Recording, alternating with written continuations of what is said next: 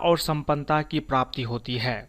तो नवरात्रि में माँ के जो ये 9 रूप हैं, इनकी हम पूजा करके अपनी जिंदगी में जितनी तरह की समस्याएं हैं उन समस्याओं का समाधान पा सकते हैं। जब भी आप किसी देवी या देवता की पूजा करते हैं तो उनकी अपनी एक अलग गुण होती है। हर एक देवी या देवता की अपनी एक गुण होती है, अपनी एक प्रकृति होती है, उनकी अपनी एक अलग ऊर्जा होती है, एक एनर्जी होती है। जब उस ऊर्जा एनर्जी को आप अपनी तरफ आकर्षित करते हैं तब वो गुण आपके अंदर डेवलप होता है और उससे आप सफलता पाते हैं। तो हम आपको बताएंगे कि माँ देवी की 9 रूपों की क्या खास गुण है, क्या एनर्जी है, किस देवी की पूजा करने से क्या फल आपको मिलता है, और नवरात्रि में हर एक दिन आपको किस देवी की पूजन करनी है और उस देवी की पूजन करने से क्या आपको फल मिलेगा, और क्या आपको खास भोग भी लगाना है ताकि उस खास भोग से उस खास एनर्जी को आप अपनी तरफ आकर्षित करके अपने जिंदगी की जो समस्याएं हैं, जो आपकी इच्छा है, उसको आप पूर्ण कर सकते हैं। आपकी जो इच्छा है उसको आप पूरी कर सकते हैं। तो बने रहिए हमारे साथ, हम आपको बताएंगे नवरात्रि में किस दिन करें, कौन सी देवी का पूजन और क्या भोग लगाए ताकि आपकी जिंदगी की हर एक तरह की समस्याओं का समाधान आपको मिल जाए। धर्म ग्रंथों के अनुसार नवरात्रि में हर तिथि पर माता के एक विशेष रूप का पूजन किया जाता है और किसी भी देवी का या नवरात्रि में जो 9 देवी है उनकी एक खास एनर्जी होती है। जब आप उस एनर्जी को अपने तरफ आकर्षित करेंगे तो निश्चित रूप से आपको फल मिलेगा। तो नवरात्रि में किस दिन कौन सी देवी की पूजा करना है और क्या भोग लगाना है, हम आपको एक एक चीज़ बताएंगे और धीरे धीरे बताएंगे ताकि नवरात्रि में आपसे कोई गलती ना हो, कोई चूक ना हो और नवरात्रि की पूजा का आपको पूर्ण फल मिले। सबसे पहले हम बात करते हैं मां शैलपुत्री की पूजन का। पहले दिन, नवरात्रि के पहले दिन मां शैलपुत्री की पूजा की जाती है। मार्कंडेय पुराण के अनुसार देवी का यह नाम हिमालय के यहाँ जन्म होने से पड़ा। हिमालय हमारी शक्ति, दृढ़ता, आधार व अस्थिरता का प्रतीक है। मां शैलपुत्री को अखंड सौभाग्य का प्रतीक भी माना जाता है। नवरात्रि के प्रथम दिन हमारे जो योगी हैं, हमारे जो पुजारी हैं या हमारे जो भक्त होते हैं अपनी शक्ति मूलाधार में स्थित करते हैं और वे योग साधना करते हैं। हमारे जीवन प्रबंधन में दृढ़ता, अस्थिरता एवं आधार का महत्व सर्वप्रथम है। अतः इस दिन हमें अपने स्थायित्व और शक्तिमान होने के लिए माता शैलपुत्री से प्रार्थना करनी चाहिए। शैलपुत्री का आराधना करने से जीवन में स्थिरता आती है। हिमालय की पुत्री होने की वजह से यह देवी प्रकृति स्वरूपा भी है। स्त्रियों के लिए उनकी पूजा करना ही श्रेष्ठ और मंगलकारी होता है। अब आप बताते हैं कि आखिर नवरात्रि के पहले दिन आप क्या उपाय करें, क्या भोग लगाएं। देखिए, प्रतिपदा यानी पहले दिन, नवरात्रि के पहले दिन माता को घी का भोग लगाएं तथा उसका दान भी करें। इस उपाय से रोगी को कष्टों से मुक्ति मिलती है तथा आपका शरीर निरोगी बना रहता है।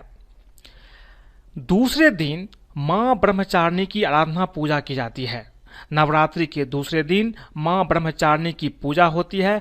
देवी ब्रह्मचारिणी ब्रह्म शक्ति यानी तप की शक्ति का प्रतीक है। इनकी आराधना से भक्त की तप करने की शक्ति बढ़ती है, साथ ही सभी मनोवांछित कार्य भी पूर्ण होते हैं। ब्रह्मचारिणी हमें यह संदेश देती है कि जीवन में बिना तपस्या या कठोर परिश्रम के सफलता प्राप्त करना असंभव है। बिना श्रम के सफलता प्राप्त करना ईश्वर के प्रबंधन के विपरीत है। अतः ब्रह्म शक्ति अर्थात समझने एवं तप करने की शक्ति हेतु इस दिन शक्ति का स्मरण करें। योग शास्त्र में यह शक्ति स्वाधिष्ठान चक्र में स्थित होती है। अतः समस्त ध्यान स्वाधिष्ठान चक्र में करने से यह शक्ति बलवान होती है एवं सर्वत्र सिद्धि एवं विजय प्राप्ति होती है। मां ब्रह्मचारिणी यानी नवरात्रि के दूसरे दिन आप क्या खास उपाय करें। नवरात्रि के दूसरे दिन माता को शक्कर का भोग लगाएं तथा उनका दान भी करें। इससे साधक को लंबी उम्र की प्राप्ति होती है। नवरात्रि के तीसरे दिन मां चंद्रघंटा की पूजा की जाती है। नवरात्रि का तीसरा दिन माता चंद्रघंटा को समर्पित है। यह शक्ति माता का शिवदूती स्वरूप है। इनके मस्तक पर घंटे के आकार का अर्धचंद्र है, इसी कारण इसे चंद्रघंटा देवी कहा जाता है। असुरों के साथ युद्ध में देवी चंद्रघंटा ने घंटे की टंकार से असुरों का नाश कर दिया था। नवरात्रि के तृतीय दिन इनका पूजन किया जाता है। इनके पूजन से साधक को मणिपुर चक्र के जागृत होने वाली सिद्धियां स्वतः प्राप्त हो जाती है तथा सांसारिक कष्टों से मुक्ति मिलती है। नवरात्रि के तीसरे दिन आप क्या खास उपाय करें? देखिए, तृतीया यानी नवरात्रि के तीसरे दिन माता को दूध चढ़ाएं तथा इसका दान करें। ऐसा करने से सभी प्रकार के दुखों से मुक्ति मिलती है। तो इस दिन निश्चित रूप से माता को आप दूध का भोग अवश्य लगाएं। नवरात्रि के चौथे दिन की जो प्रमुख देवी होती है उसे हम बोलते हैं मां कुष्मांडा। देवी कुष्मांडा रोगों को तुरंत नष्ट कर देती है और इनकी भक्ति करने वाले श्रद्धालु को धन धान और संपदा के साथ साथ अच्छा स्वास्थ्य भी प्राप्त होता है। मां दुर्गा के इस चतुर्थ रूप कुष्मांडा ने अपने उदर से अंड अर्थात ब्रह्मांड को उत्पन्न किया था। इसी वजह से दुर्गा के इस स्वरूप का नाम कुष्मांडा पड़ा। नवरात्रि के चतुर्थ दिन इनकी पूजा और आराधना की जाती है। चौथे दिन आप किस तरह से इसकी उपासना करते हैं? देखिए, मां कुष्मांडा के पूजन से हमारे शरीर की जो अनाहत चक्र होती है वो जागृत हो जाती है। इनकी उपासना से हमारे समस्त रोग एवं शोक दूर हो जाते हैं। साथ ही भक्तों को आयु, यश, बल और आरोग्य के साथ साथ सभी भौतिक और आध्यात्मिक सुख की प्राप्ति भी होती है। तो अगर आप चाहते हैं कि आपकी जिंदगी में भौतिक और आध्यात्मिक सुख दोनों की प्राप्ति हो तो आप निश्चित रूप से मां कुष्मांडा की पूजा करें। अब नवरात्रि के चौथे दिन आप क्या खास उपाय करें, क्या खास भोग लगाएं? देखिए, नवरात्रि के चौथे दिन माता को मालपुए का भोग लगाना चाहिए एवं गरीबों को भी दान करना चाहिए। इससे सभी प्रकार की समस्याएं स्वतः ही समाप्त हो जाती है। धर्मशास्त्रों के अनुसार नवरात्रि के पांचवें यानी पंचमी तिथि को स्कंद माता की पूजा की जाती है। स्कंद माता भक्तों को सुख शांति प्रदान करने वाली होती है।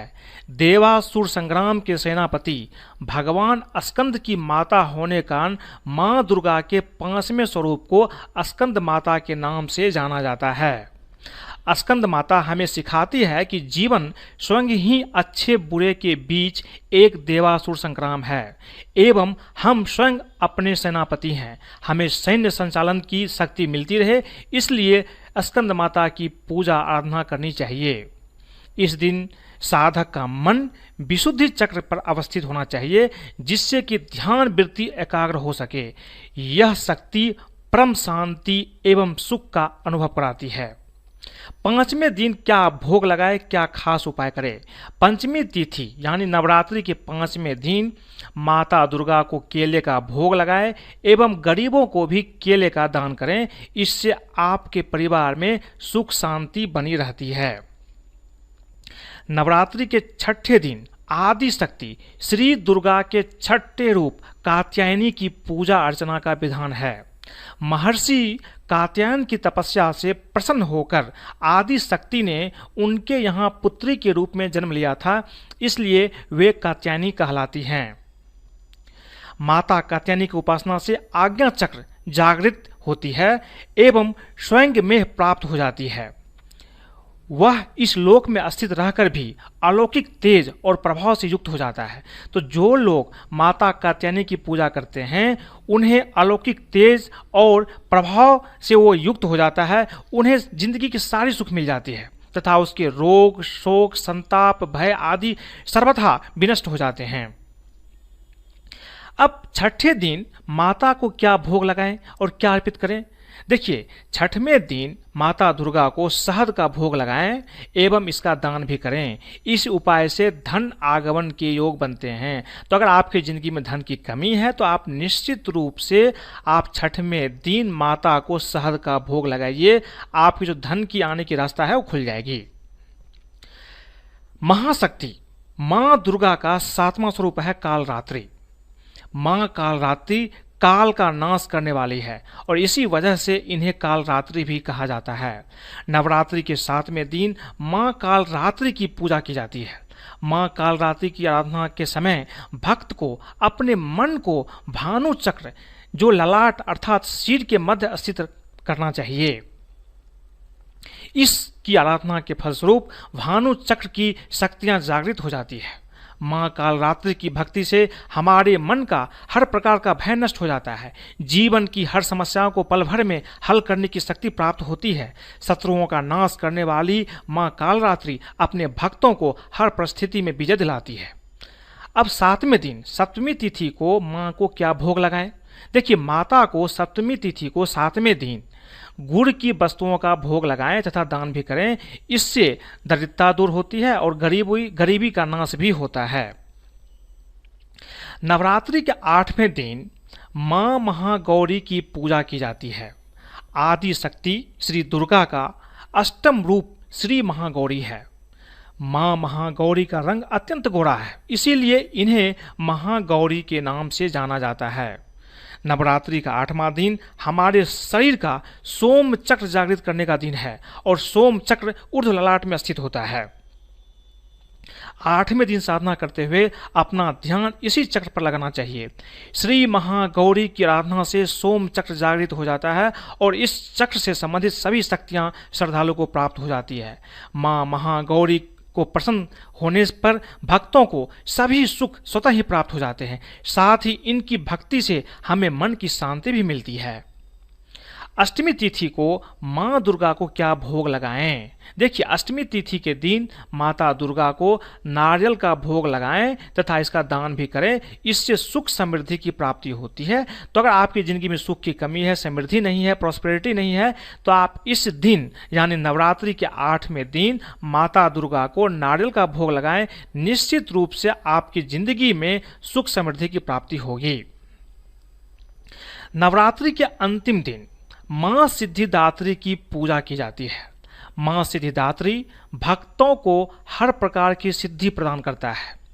अंतिम दिन भक्तों को पूजा के समय अपना सारा ध्यान निर्वाण चक्र जो कि हमारे कपाल के मध्य स्थित होता है वहां लगाना चाहिए।